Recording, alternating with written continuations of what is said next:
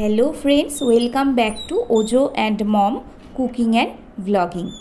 আজকে ভোর 6:45টার সময় আমি, ওজো আর ওজোর বাবা আমাদের স্কুটিটা চড়ে চলে গেছিলাম নৃসিংহদেবতলায় দেপাড়াতে।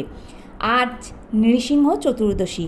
সবাইকে জানাই নৃসিংহ চতুর্দশীর অনেক অনেক আন্তরিক শুভেচ্ছা ও অভিনন্দন। সাধারণত এত ভোরে আমাদের বেরোনো হয় না, আজকে এই মন্দিরে যেতে গিয়েই এত ভোরে বেরোনো হলো। আর আমাদের খুব ভালো লাগছিল। আর সকালবেলায় ঠান্ডা ঠান্ডা হাওয়া তো ছিল, এত গরমের মধ্যেও সকালবেলার হাওয়াটা বেশ ঠান্ডা ছিল, আর সেই জন্যই আমাদের যাতায়াতে কোনো কষ্ট হয়নি। উপরন্তু ওজোকে কিন্তু ফুল হাতা জামা পরিয়েছিলাম, মাথায় ছিল রুমাল আর মাস্ক। ঈশ্বরের যে গৃহ বা মন্দির, সেখানে তো সব দিক থেকেই ঢোকা যায়। তো আমরা আজকে রাস্তার দিক থেকে ঢুকেছি, আর গাড়িটা ছিল একটু মাঠের দিকে। তো এইখানে যেটা দেখছো, শ্রী শ্রী নৃসিংহদেবায় নমঃ, এটি হচ্ছে গর্ভগৃহ। সেখানে লেখা আছে কখন কি হয়। আর পাশে যে জায়গাটা রয়েছে আর একটা ঘর, সেটা হচ্ছে ঠাকুরের ভোগের ঘর। নৃসিংহদেবের ভোগ এখানে মূলত পায়েস। আর আজকে এই দিনের জন্য প্রচুর পরিমাণে ফুল, তুলসীর মালা বিশেষত প্রচুর বিক্রি হচ্ছে।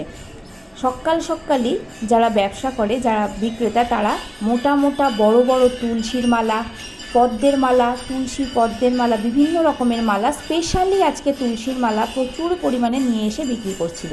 আর এই যে মন্দিরের চূড়াটা, সামনের দিক থেকে গিয়ে এই হচ্ছে মন্দির, আর মন্দিরের ঠিক পাশেই হচ্ছে একটি গাছ। আমরা যখন ছোট ছিলাম এই বেদিটা ছিল না, আর গাছের ডালগুলো আরও নিচে ছিল। এই ডালে সবাই মানত করে ঢিল বাঁধে, আবার মানত পূরণ হলে ঢিলটা খুলে দিয়ে আসে।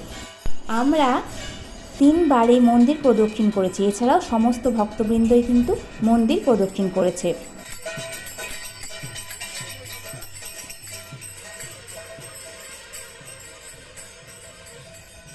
এরপরে যখন প্রায় 6:30 বাজে, তখন ঠাকুরের দরজা খুলে গেল, আর সামনে নৃসিংহদেব ছিলেন। তাকে দর্শন করলাম, মনটা খুব শান্তি পেল। প্রণাম করলাম প্রাণ ভরে। গত বছর তো ঠাকুরকে দেখতেই পাইনি, এটি শিলামূর্তি, শুধুমাত্র চক্রটা বোঝা যায়, বাকিটা শিলার ওপরে থাকে। তো সামনে কীর্তন হচ্ছিল, শোনো।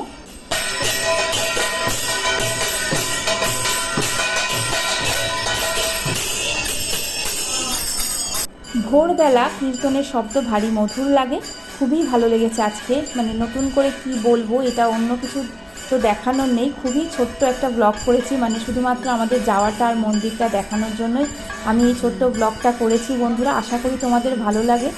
যদি ভালো লাগে তাহলে কিন্তু অবশ্যই একটা লাইক করো।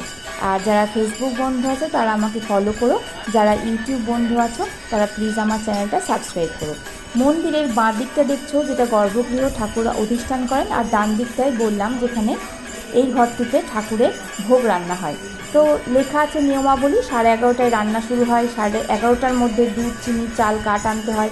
পায়েস ছাড়া এখানে কোনো রকমের ভোগ রান্না হয় না, বা রান্না নিষিদ্ধও বটে। আর পুরোহিত ছাড়া কেউ কিন্তু এখানকার ভোগ রান্না করতে পারে না।